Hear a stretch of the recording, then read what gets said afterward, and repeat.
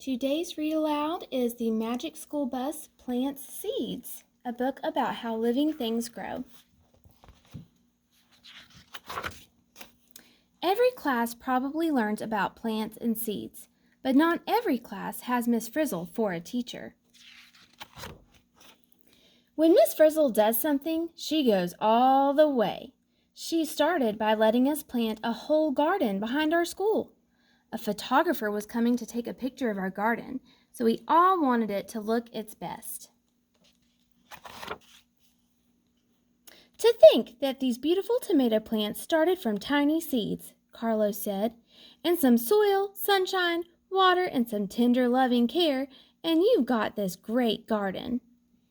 And once the photographer takes our picture, we'll be famous, Carlos said. We could be on the cover of Plant It magazine. Would you like me to autograph your seed packet, Dorothy Ann? I'll think about it, said Dorothy Ann. Phoebe was not as excited as Carlos. I wish I had the beautiful plant I raised at my old school. Tim put the finishing touch on a drawing. Phoebe smiled. That's it! Thank you, Tim, she said. Still, I wish I had the real thing for our picture this afternoon. Miss Frizzle spotted the drawing. Your plant looks lovely, Phoebe, she said. Not to worry. It's a simple matter to stop by your old school on a little field trip. He's saying I was afraid of this. And she said, oh, could we? We all piled onto the old school bus. Carlos was worried that we might not get back in time for the photographer. This could take all day. Couldn't we fly or something, Miss Frizzle? Excellent idea, Carlos, she said. Suddenly the whole bus began to spin. It rose in the air as if it had wings. It did have wings. We were riding in a ladybug. As we flew over buildings and trees, Phoebe began to look nervous. What if Mr. Seedplot sees us? She asked. We never turned into ladybugs when he was my teacher. Just then, we all saw a school below. Phoebe stared. There it is, she gasped. The bus swooped in low through the school's garden. It looked like a jungle. Here's the perfect landing pedal, said Miss Frizzle. The bus landed with a bounce and crawled along the petal of a huge flower. We crawled one step too far. Suddenly, our ladybug bus slid into something wet and slippery. We're stuck in some goop, Ralphie yelled. It's called nectar, Dorothy Ann said. Follow me, class, said the Frizz. She opened the doors and stepped out into the lake of nectar. We didn't know it then, but Mr. Seedplot could have reached out and picked us. Phoebe's plants certainly have grown well, he said to himself. She worked hard on them. I really should take one to her new school for her. Mr. Seedplot heard a buzz and looked up. Ah, bees, I won't disturb their work right now, he said, turning to a patch of tomato plants. We also saw the bees coming, and they were headed right into our flower. Yikes! Air raid! Shouted Arnold. Glory be, said the Frizz happily. As soon as these bees drink enough nectar, then we can crawl out of here. All aboard the lady bus, please. Next stop, Anther. Dorothy Ann is amazing. Even upside down, she could remember what she had read that morning. The anther is the part of the flower that makes pollen, she said. There we were on top of the anther, with bees buzzing all around us. It was then that Phoebe caught sight of her old teacher.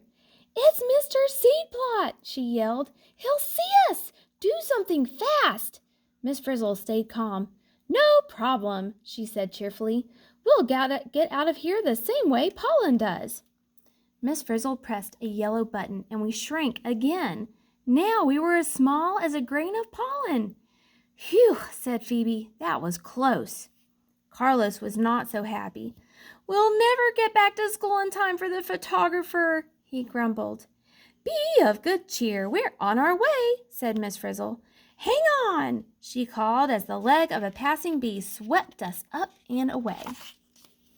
Off we flew, stuck to the leg of that bee. It was a short ride, At the very next plant, the bee bumped a flower and brushed us off, along with a lot of pollen. "Here we are," Miss Frizzle announced. "Where?" Phoebe asked. Tim showed her his picture. "I think we're on this center part." "The stigma," Tim said. The bee had dropped a lot of pollen here.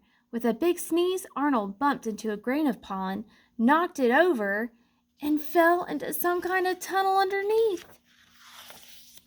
Phoebe looked down the tube. "Mr. Seedplot will never spot us down there," she said, and she hopped into the tube and slid down. Miss Frizzle beamed. "That's the spirit! Take chances! Make mistakes! Check out pollen tubes! Yahoo!" she yelled as she too jumped down the tube. We all slid down to the bottom of the pollen tube. "Now where are we?" asked Carlos. "Couldn't we just grab one of Phoebe's plants and go back to the school?" "I don't think we need a whole plant," Keisha said. "Look at this." She pointed to something that looked like a big rock. "It's a seed." "I get it," Dorothy Ann said. "When pollen from one flower lands on the stigma of another, it grows a pollen tube, finds one of these egg cells, and together they make a seed." Carlo still wasn't happy. "No seed can grow into a plant by 3 o'clock, he said. "Not without some help," said Miss Frizzle. She reached into the bus and pressed a button, and suddenly things went wild. The seeds were growing bigger and sprouting hair. "We need to hurry things along a bit," said Miss Frizzle. "Everyone on the bus, please." We all rushed back to the bus. The door slammed shut, and we drove up and onto one of the biggest seeds. As the seeds around us grew bigger, the flowers burst open. We felt the sun shine in and a breeze blowing through the windows of the bus. Suddenly, our seed flew into the air with us on board. Away we flew on the back of our seed, carried along by gusts of wind. Carlo still worried. "Can't we go any faster?" he asked. "Well," said Miss Frizzle, "this is pretty fast for a seed, but there are seeds that travel by attaching themselves to dogs or birds." "Or people," she said, eyeing a man on a bicycle. "No!" croaked Phoebe. "That's Mr. Seedplot." But she was too late. Our seed had landed in Mr. Seedplot's hair. "Oh, how embarrassing!" Phoebe groaned. We were almost home, still stuck in Mr. Seedplot's hair, and we hadn't even been introduced. So we all shouted, "Hello, Mr. Seedplot!" except for Phoebe, who was too embarrassed to talk. But when Mr. Seedplot swung his head to see who was calling him, we flew off. "Last stop," Miss Frizzle announced. She pushed a button. Poof! The bus got big again. She pushed another button. Poof! The seeds, which had landed in our garden, grew into a tall plant with beautiful flowers. "Ah, there you are," Mr. Seedplot said when he spotted us.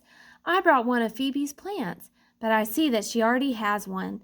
Nice to see you again, Miss Frizzle." Phoebe gasped. "You mean you've met Miss Frizzle before?" she said. Mr. Seedplot smiled. "Yes, she's a very special person."